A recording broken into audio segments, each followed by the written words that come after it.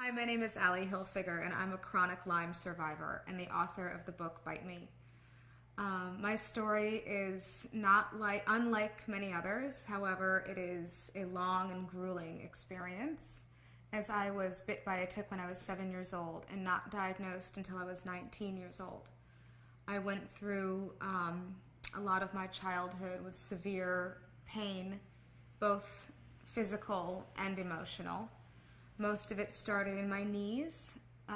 When I was 7 years old, we had just come back from a vacation somewhere on the East Coast. So she sent me back to school in first grade, and I had a lot of, like I said, it started in my knees, so I kept bending my knees a lot and moving them out of stiffness. And it grew on to strep throats, severe fatigue, and then it became more neurological. And my ability to focus and read and retain information was lacking and decreasing at a rapid speed that no one could understand, except for to chalk it up to ADD and learning disabilities.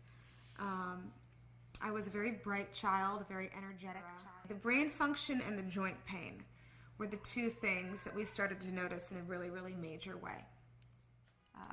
Shooting pains down my legs and arms, in my back, migraines that would put me into bed for days, but severe anxiety attacks that would put me into emergency rooms.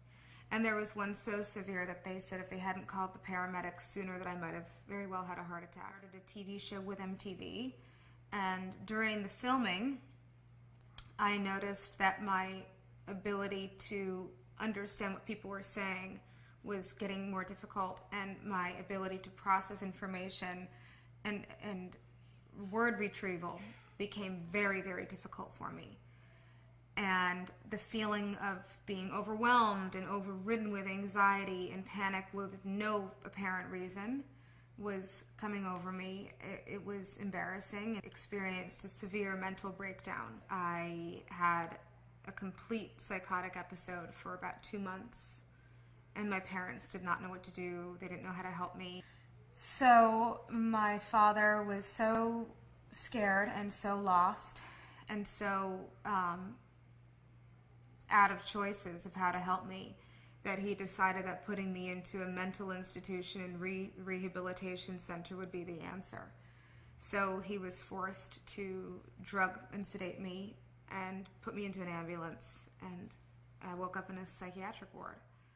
And that's where my